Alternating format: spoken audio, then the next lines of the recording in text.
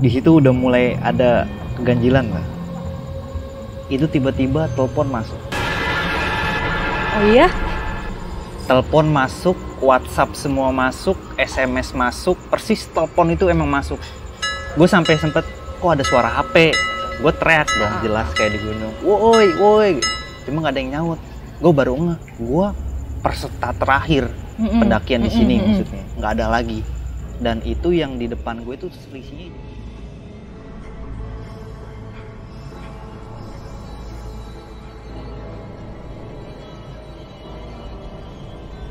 Halo, selamat pagi, siang, sore, malam. Bertemu dengan saya di channel Kisah Pendaki, tentunya membicarakan atau berdiskusi tentang sekitaran pendaki, menceritakan tentang horor saat mendaki, tapi bukan cuma itu aja. Nanti bakal banyak yang akan gue ceritain di channel ini. Maka dari itu, jangan sampai kalian ketinggalan. Jangan lupa share, like, comment, and subscribe channel ini.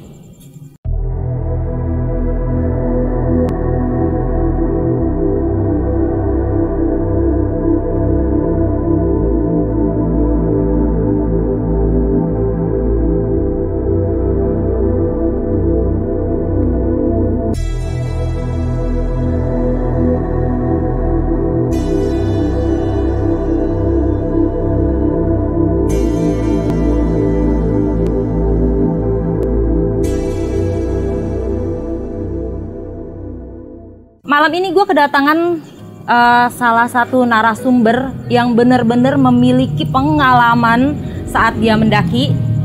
Tentunya ini nggak kalah seru dari cerita-cerita yang lain. Langsung aja, ini dia narasumber kita. Wih. Halo. Halo. Alex, lu boleh ceritain tentang pengalaman lu saat mendaki ke Lawu? Mulai dari mulai dari perjalanan sampai lu yang katanya ketinggalan kereta, lu boleh ceritain ke kita. Oke. Jadi gue awalnya tuh kumpul-kumpul lah ya, kumpul-kumpul sama teman-teman, brother trip. Di situ kita lagi kumpul, kita ada wacana untuk naik kan. Cuma masih pilih-pilih lah apa nih. Oh ya, akhirnya kita ketemu lah. Kita naik Gunung Lawu. Gunung Lawu via Ceto, Cemorosewu lintas. Terus kita jadwalin tanggalnya, berapa hari kita di sana. Oke, fix udah dapet semuanya. Kita naik kereta, kita udah booking semuanya itu.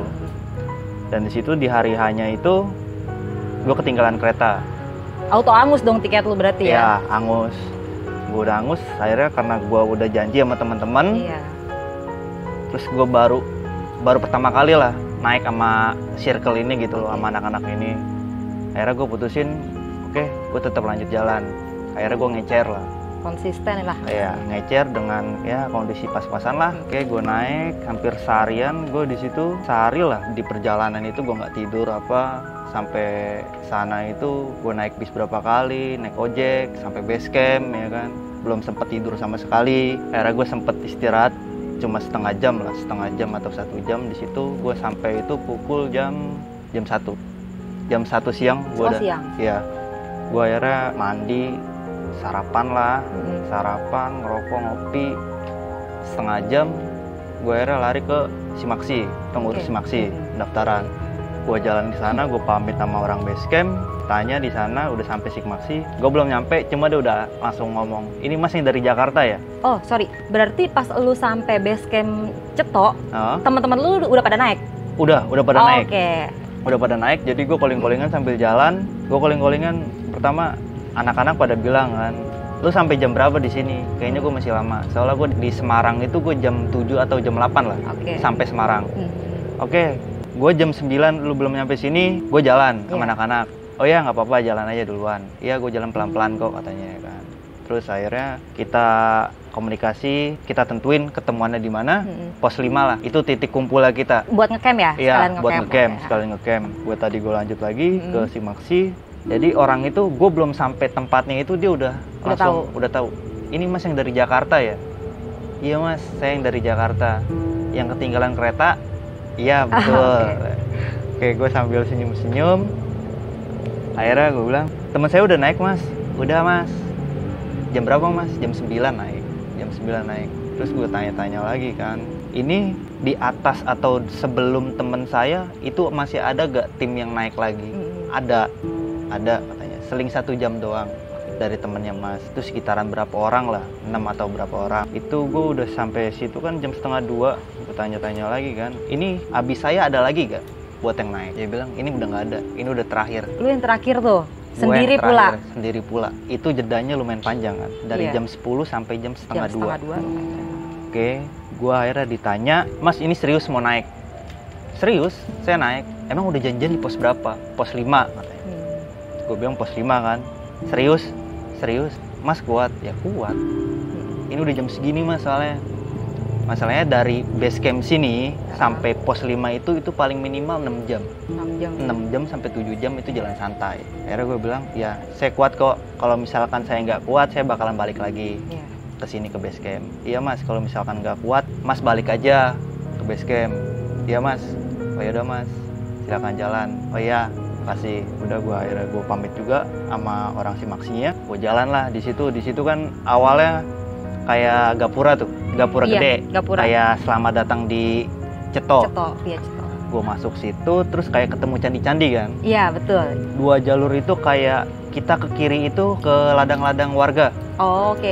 Betul. Iya bener kan? Kita ambil kan yang ke kanan, yang lurus itu. Gue ambil situ, disitulah gue mulai agak sedikit gimana ya? Udah mulai ada aneh-aneh. Ada gitu aneh-aneh lah pokoknya. Gue udah mulai merinding ataupun apa. Gue jalan sekitar berapa menit, itu semakin itu trek. Kata gue mikir ini trek bener apa bukan ya? Setahu gue ini treknya bener kok. Gue jalan, itu jalanan udah ketutup. Ketutup rumput-rumput atau? Rumput-rumput, udah tebel banget, udah nggak kelihatan trek sama sekali. Padahal itu masih daerah ladang-ladang sawah-sawah warga kan? Masih di daerah ladang-ladang warga. Harusnya sih secara normalnya tuh ya harus jalanan bener-bener jelas jalan, trek ya gitu kan? Akhirnya gue masih ragu di sini kan, ragu untuk trek ini doang. Gue lanjut apa kagak ya?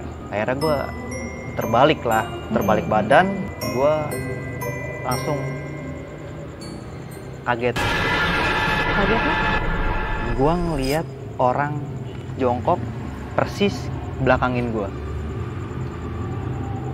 Itu padahal belum sampai pos 1. Belum, itu masih area warga semua. Tunggu. Lu pas muter balik itu masih di area yang candi itu kan, Candi Ceto itu kan, berarti masih di bawah banget dong, belum sampai pos 1. Itu masih di Candi Ceto sebenarnya. Iya, belum sampai ke pos 1-nya kan? Belum, masih jauh. Oke. Di situ gue muter balik, gue kaget. Tiba-tiba tuh ada emang orang sebelah kanan gue itu jongkok pakai topi rimba, pakai baju hitam. Ya gue di situ langsung pikiran gue, ya gue nanya lah daripada gue sesat di jalan kan.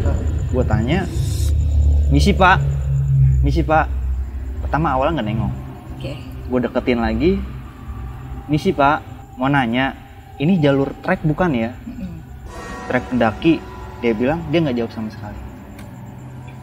Rinding gue. Dia nggak jawab sama sekali, dia cuma jalurin ini jempol. Kode lah ya. Kode gini doang. Gue di situ masih mikir-mikir kan. Kemana pak? Muter balik lagi? Gini aja terus. Tetep nggak jawab sama sekali. Oke, gue putusin. Oh iya, makasih pak. Gue jalan, gue lanjut lagi balik. Di situ gue kaget. Gue balik lagi ke candi itu. Muter aja di situ ya. Gue balik lagi, ketemu simpang itu lagi. Gue akhirnya naik ke atas lagi kan, ke kanan lagi. Ini jalur yang tadi lagi loh. Tadi lu lewatin, lu balik lagi. Gue balik lagi di situ. Cuman gue nggak ketemu orang itu. Oke, gue sambil jalan. Oke, gue mulai gimana ya? Gue masih penasaran kan, gue sambil jalan penasaran. Gue sampai bilang itu orang apa bukan? Iya. Itu orang apa bukan gitu loh. Sambil jalan gitu, orang apa bukan sih? Oke, gue udah hilangkan itulah. Cuma masih kepikiran aja itu orang apa bukan. Gue sampai pikiran, gue pengen balik lagi nih, gue pengen pastiin itu orang apa bukan. Soalnya nggak ngomong sama sekali, ya mukanya standar. Maksudnya ya gimana ya, nggak terlalu kelihatan gitu loh. Iya. Oke, gue jalan sekitar, gue di situ waktu gue nggak gue hitung-hitungin kan. Gue sampai pos 1 itu masih terang sih, masih terang. Pas gue baru sampai pos 1 itu, gue langsung kaget juga. Gue merinding abis sih di situ. Itu shelter ya, itu shelter. pikiran gue lanjut jalan aja deh. Gue udah pengen jalan lanjut. Cuma ada yang narik gue, udah lu di sana istirahat aja. Oke. Ada yang mendorong gue gitu loh, mendorong. Bisikan-bisikan atau? Kalau bisikan sih enggak, cuma kayak ada yang buat ngedorong gue untuk ke situ aja. Oke, gue istirahat ke situ. Istirahat ke situ, ada yang nunjukin maksudnya sama kayak buat dorongan. Lu duduk di situ, pojok situ. Gue duduk di pojok kanan. Di dalam shelter itu? Di dalam shelter itu.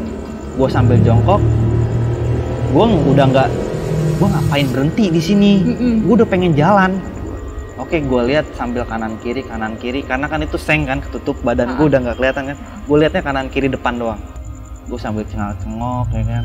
Wah, gue semakin merinding di sini kata gue udah nggak kuat nih kata gue jalan aja deh. Oke, gue akhirnya jalan lagi, ketemu pos 2. Kan sebelum pos itu ada warung-warung warga, lu nggak ngelewatin itu? Gue nggak ngelewatin, gue langsung ketemu pos. Posnya persis, kata gue, oh ini pos 2 kali kata gue. Itu persis kayak gitu, itu kayak ada shelter gitu, seng, sama kayak semacam kayak rumah gitu. Kalau yang gue alamin, gue pernah naik ke sana, itu kayaknya dia tuh nggak ada rumah deh. Dia ada cuma rumah, kayak persis. Ada tempat naruh dupa, itu tuh ada. Tapi kalau untuk rumah, gue nggak pernah lihat rumah di pos 2. Kalau buat dupa itu gue nggak ngeliat, cuma rumah itu gue lihat. Rumah yang lu lihat persis sama kayak di pos 1. Rumahnya tuh kayak apa gitu, bentuknya kayak gimana? Rumahnya itu kayak bentuk kayak gimana ya? Ya rumah-rumah zaman dulu lah.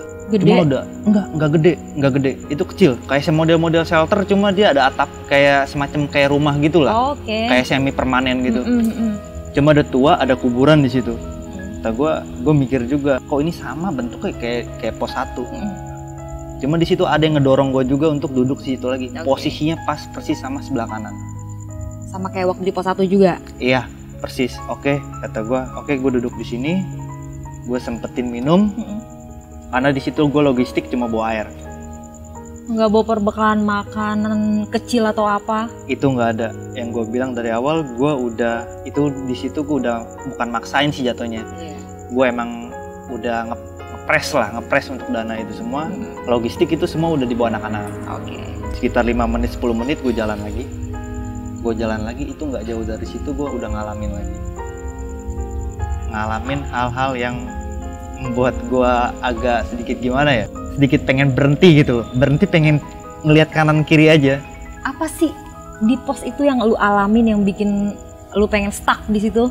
Kalau untuk di pos yang masih kayak sama, kayak ada dorongan gitu, Nah, setelah itu gue HP itu gue udah mode pesawat dari base camp. Lu udah aktifin mode pesawatnya ya? Mode pesawatnya udah gue aktifin, datanya udah gue matiin. Di situ udah mulai ada keganjilan lah. Itu tiba-tiba telepon masuk. Oh iya? Telepon masuk, WhatsApp semua masuk, SMS masuk, persis telepon itu emang masuk.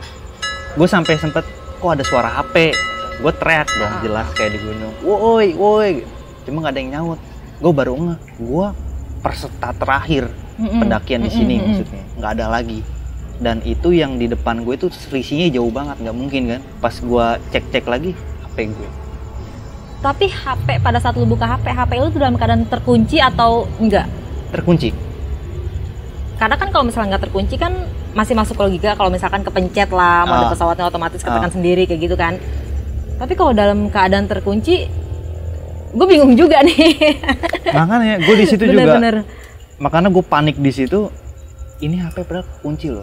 Itu jelas nelpon itu. Iya. Gue pegang telepon kayak gini. Ini ada yang nelpon.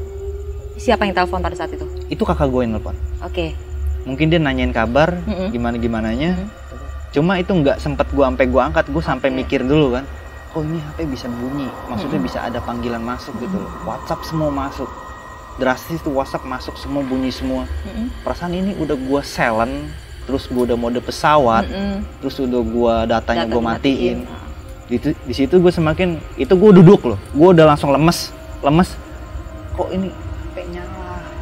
Oke.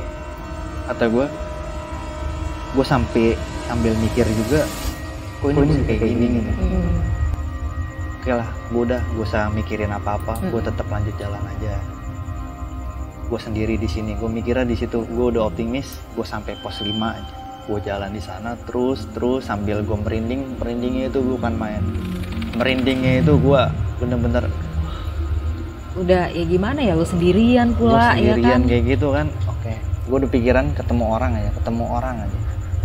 Sekitar berapa menit lagi itu jedanya itu panjang, ini buat cepet banget gitu loh. Sekitar setengah jam gue jalan, gue sambil ya ngomong-ngomong sendiri. Ya kalau orang naik sendiri gimana sih, trekking sendiri, yang ngomong-ngomong sendiri, nyanyi-nyanyi gimana gitu. Gue nggak mainin HP udah langsung gue kantong, gue udah bodo amat. HP itu masih bunyi terus, gue udah biarin sampai ada di mana gue bener-bener capek bener. Gue udah putusin, gue istirahat di sini. Gue duduk di sini. Itu lu nggak tahu ada di pos berapa? Gue nggak tahu. Belum sampai ke pos 3? Belum sampai pos 3. Gue putusin buat break di sini, istirahat. Duduklah gue di situ. Masih terang kan. Udah sambil kayak biasa ngomong-ngomong sendiri lah. Gue sampai pos berapa nih? Sampai pos 5 jam berapa nih? Kan keburu apa kagak? Gue nggak bawa logistik, gini-gini. Nggak lama. Sering gue ngomong kayak gitu tuh ada bisikan, bener-bener bisikan tuh di telinga gue persis kenceng banget. Bagi air dong. Padahal nggak ada orang sama sekali di sekitar lu, tapi ada. Lu dengar suara itu. Iya, dengan gue mungkin karena gue udah capek ya. Iya. Gue langsung respon, nih minum aja. Seling berapa detik gue langsung. Gue merinding, gue masih sampai merinding sampai sekarang. Gue langsung shock gimana ya, sambil melotot mata gue sambil mikir, ini siapa yang minta air? Gue lihat dong kanan gue, karena bisikannya itu di kanan kenceng banget. Gue lihat kanan gue nggak ada orang. Gue langsung mikir, ini nggak ada pendaki lagi, ini gue pendaki terakhir. Udah. Tapi lu lihat di botol lu air berkurang nggak? Di botol gue? Itu nggak berkurang. Nggak berkurang sama sekali? Nggak berkurang sama sekali. Oke, gue mutusin langsung, udah. Gue langsung buru-buru untuk masang keril lagi, jalan. Gue sedikit agak ngibrit di situ. Sambil jalan gue kepikiran aja, siapa yang minta air gitu kan? Soalnya kenceng banget posisinya. Gue langsung, kenapa gue respon gitu loh? Iya. Sambil jalan, gue udah capek mungkinnya, jalan pelan-pelan lagi. Gue langsung itu sebelum, kalau nggak salah itu sebelum pos 3 lah ya. Sebelum pos 3 itu gue dengar lagi suara lonceng. Biasa kayak para pendaki kan suka bawa klonteng-klonteng gitu, suara kayak gitu. Iya, ciri khas Jawa Timur. Cuma itu kayak ada suara orang-orang gising-gising gimana gitu, kayak ada suara yang berisik lah, pokoknya orang ngobrol gitu. Cuma kayak ada lonceng-loncengnya kan. Nah, ini pendaki mungkin. Ini pendaki, gue teriakin lagi, oi, nggak ada yang nyawa. Kok bising-bisingnya semakin kedengeran. Bagi gue itu tuh kenceng gitu loh. Wah, ini nggak mungkin kata gue. Gue langsung mikir lagi, aduh ini jedanya panjang nih sama pendaki lain. Gue jalan lagi, gue jalan sampai berapa jam, gue ketemu pos 3 lah. Ketemu pos 3 ya kan kata gue. Nah di situ baru bener-bener suara jelas orang lagi ngobrol-ngobrol gini. Wah, itu orang. Ini suara orang kata gue. Ini suara orang. Akhirnya gue samperin, gue langsung nongol di situ kan. Gue langsung nongol. Set, orang itu pun kaget. Tapi bener ada orang? Ada orang. Yang jam 10 naik itu, yang di atas teman-teman gue itu. Gue ketemu di pos 3. Mereka dari jam 10 naik baru sampai pos 3? Iya, sampai pos 3, baru sampai situ. Itu di mata air. Dan lu naik setengah 2, udah sampai pos 3 itu jam berapa? Itu gue lihat di jam gue itu sekitar jam setengah 4. Oke. Setengah 4. Dia langsung kaget gitu kan, pada kaget semua. Sampai ada yang ya loncat gimana gitu loh, kaget lihat gue tiba-tiba gue nongol. Gue sempet, kok ini pada kaget kayak gini, mukanya pada panik gitu loh. Itu yang naik dari jam 10 pagi, lu nyampe di pos 3 jam berapa? Jam setengah 4. Jam setengah 4. Mereka naik jam 10 pagi, jam setengah 4 mereka baru sampai pos 3. Iya, sampai lu pos naik 3. Jam setengah 2, setengah 4 udah sampai pos 3. Iya. Wow, amazing gitu buat gue.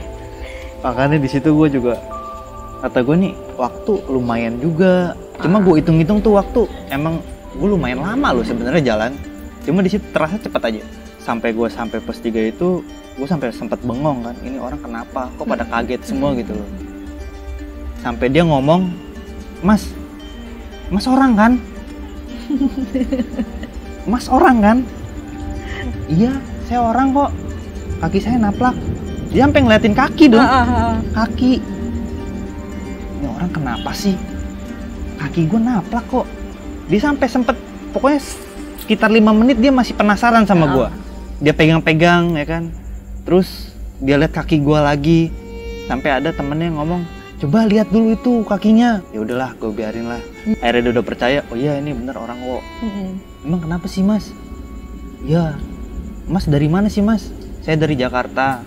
Oh yang ketinggalan itu. Ternyata tuh udah mereka udah ngobrol-ngobrol ya, sama ngobrol-ngobrol ya. Udah tahu dari Jakarta itu mas. Emang kenapa mas bisa? Akhirnya gue cerita juga kan. Emang kenapa bisa telat ataupun ketinggalan kayak gini?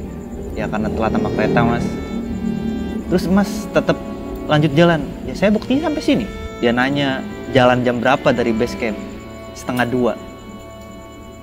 Langsung dong minggir lagi duduknya. Kenapa mas?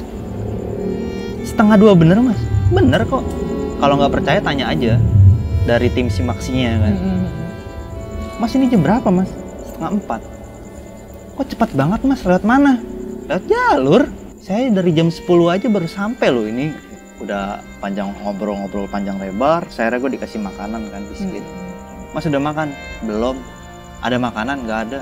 Logistik ada kok di atas. Ketemuan di mana emang? Pos 5. Akhirnya dia nawarin lah biskuit di situ. Ya udah gue makan. Sampai itu biskuit disuruh pegang sama gue. Oke, nggak apa-apa. Akhirnya kita berniatan untuk jalan bareng ke pos 5. Akhirnya di situ gue jalan. Sampailah itu pos 4 Bayangan kalau nggak salah. Bayangannya itu kayak ada tanah datar gitu, cukup 2 tenda. Di situ akhirnya itu udah ada tenda di situ satu. Di situ udah ada tenda satu. Itu karena kabut ya kan, kabutnya tebal banget. Akhirnya dia mutusin untuk istirahat. Ngecamp di situ. Iya, ngecamp lah, istirahat di situ. Dia buka tenda gini-gini. Gue masih khawatir. Ini udah jam berapa? Gue harus sampai pos 5 nyusulin teman-teman. Dia nyeduh kopi, nyeduh mie. Gue ditawarin kan, udah mas nggak usah. Udah saya cukup biskuit aja. Mas emang mau langsung aja saya ke pos 5. Takutnya teman-teman nungguin. Oke, di situ kondisi lagi kabut. Gue akhirnya mutusin untuk jalan kan. Gue jalan, udah jalan nih. Jalan itu kan yang ada tenda tuh yang gue bilang awal satu di situ. Cuma nggak bersuara. Iya. Ya kan. Oke, gue jalan. Kayak nggak ada orangnya di dalam tenda itu. Kayak nggak ada orangnya ya? Gitu. Pas gue jalan, tiba-tiba ada ketawa. Ketawanya tuh gue kenal pas ini sebutan ini aja ya, teman aja. Langsung dia ketawa, nyet. Dia langsung ngomong, woi, Lek. Ternyata itu teman gue. Dan lu ketemu di pos Bayangannya pos 4. Bayangan pos 4. Iya. Oke. Gue ketemu di situ langsung gue nggak bisa marah-marah kan, gue cuma kesel doang. Ini pos berapa? Ya kan? Ini pos berapa, woi? Pos 4. Kita ketemuan di mana? Pos 5. Ini pos 5 emang? Ketawa lah sambil ya kan, udah gue udahlah nggak usah marah-marah di sini. Lu ada di pos 4 Bayangan sekitar jam berapa? Itu sekitar jam 5 kalau nggak salah. Padahal lu masih naik sedikit lagi, masih dapat lah ya, cuma karena kondisinya kabut ya. Kabut ya. Karena kan yang gue denger tuh kalau di Lau itu katanya kalau udah maghrib lu harus stop. Harus ngecamp dimanapun gitu, cari tempat yang bisa buat ngecamp. Kalau udah maghrib kan, tapi kayak lu masih sekitar jam 5 lu masih bisa lagi karena keadaan kondisinya ada kabut ya, kabut tebal. Makanya kata gue, wah, gue dalam hati gue bersyukur juga. Alhamdulillah ya alhamdulillah gue ketemu di sini gitu. Kayak gue udah ngelepas, kata gue, wah, apa gue ceritain di sini? Oke, gue nggak bakalan cerita di sini. Nanti aja gue cerita gue ya kan. Gue sempet capek juga di situ. Dan gue ketemu anak-anak, gue putuskan untuk nggak cerita sama anak-anak karena kan itu masih masih daerah gunung. Ya, masih di daerah gunung, tau lah ya. Kita jangan sampai cerita lah hal-hal kayak gitu di gunung. Udah, gue sampai di situ gue istirahat. Gue masih sedikit agak gimana ya? Kayak ketakutan lah ya pastinya. Ketakutan pasti gue. Di situ gue butuh istirahat banget. Gue capek banget. Gue udah dari ibarat kata belum tidur lah, belum tidur selama berapa hari itu, belum tidur. Udah gue akhirnya senang banget bisa ketemu anak-anak, ibarat kata biar bisa nge-track lah bareng, walaupun di pos 4 bayangan lah. Sebenarnya gue pengennya itu dari base camp. Gitu. Tapi kan memang keadaan pada saat itu, lu tuh belum kasih tahu ke gue nih, kenapa lu bisa telat gitu. Sampai akhirnya kan jadinya lu mengalami hal seperti ini kan. Benar, makanya sempet sedikit agak tuduh-tuduhan lah, lu goblok banget sih gini bisa telat gini. Ya kan yang namanya di jalan kita nggak tahu semuanya. Padahal kita udah planning ya dari berapa jam yang lalu kita berangkat jam sekian, nyampe jam sekian ya. Ternyata di jalan seperti itu. Ya kira lu udah ketemu sama tim lu lah ya, itu udah lu tuh udah ngerasanya kayak alhamdulillah udah lega, puas meskipun di belakang lu masih ada rasa-rasa takut ya. Gue udah ilangin itu semua, udah yang penting gue ketemu, gue bisa nge-track, udah itu aja. Dari situ lu masih ada ngerasain kejanggalan lain kah bareng-bareng sama teman-teman lu? Kalau untuk kejanggalan untuk trek turunnya sih alhamdulillah lancar ya. Oke, alhamdulillah. Oke, Lex, thank you banget untuk sharing lu tentang pendakian ke Lau. Terus ada nggak sih lu mau kasih kesan ke teman-teman yang bakal nanti lihat ini? Pesan-pesannya untuk teman-teman yang lain supaya nanti ketika gua naik ke Lau gua harus apa? Nggak cuma ke Lau aja sih yang pasti ya. Ketika kita kayak mau naik gunung kita harus apa, kita harus bagaimana sebelumnya supaya kita nggak mengalami hal-hal yang tidak kita inginkan. Oke, Lex. Ya, mungkin tips dari gua singkat aja ya. Yang pertama mungkin izin itu penting sebenarnya. Izin dari orang tua itu penting. Betul. Itu nomor satu. Ya, nomor satu. Prepare buat masalah alat-alat buat kita pribadi di gunung itu penting juga sebenarnya. Kayak buat masalah ya ataupun SB ataupun yang lain-lain, makanan kayak snack itu penting juga sebenarnya. Logistik itu udah. Ya, mungkin untuk kayak buat pakaian ataupun pribadi ya kan, semuanya kayak SB ataupun logistik itu penting juga sebenarnya. Itu penting banget kalau di gunung. Untuk kayak komunikasi itu penting juga. Terus kayak berdoa itu juga itu nomor satu sebenarnya ya kan? Pastinya harus berdoa ya sebelum kita melakukan pendakian, itu emang ritual yang udah paling harus kita lakuin banget gitu. Berdoa sebelum kita melangkahkan kaki ya, betul banget. Terus mungkin ini yang paling penting banget menurut gua, kalau misalkan lu terjadi kayak seperti gua kayak gini, lu ikutin aja kata hati lu. Maksud gua lu ikutin aja lu mau lanjut atau enggak. Kalau emang lu mau lanjut, lu lanjut aja. Cuma kalau lu ragu, mendingan lu udah itu sesuai apa kata hati ya. Jangan dengerin bisikan-bisikan yang emang kita bener-bener nggak tahu. Pokoknya ikutin aja apa kata hati ya. Ikutin aja kata hati. Ya kalau misalkan lu mau lanjut, nyusul ataupun apa, ya lu lanjut. Oke, teman-teman, cukup sampai di sini cerita dari Alex. Kalian bisa belajar dari pengalaman beliau sebelum mendaki seperti apa. Jangan lupa ya, ini video perdana dari Kisah Pendaki. Dan channel ini tuh nggak cuma menceritakan tentang kisah pendaki yang horor-horor aja. Kita bakalan ada cerita-cerita lain selain cerita tentang horor. Oke, Alex, thank you banget buat atas waktunya, buat cerita-cerita pengalamannya, supaya ini pelajaran buat teman-teman juga nanti yang mau naik gunung pastinya ya. Lex, sampai ketemu lagi. Oke. See you. Thanks. Thank you. Bye.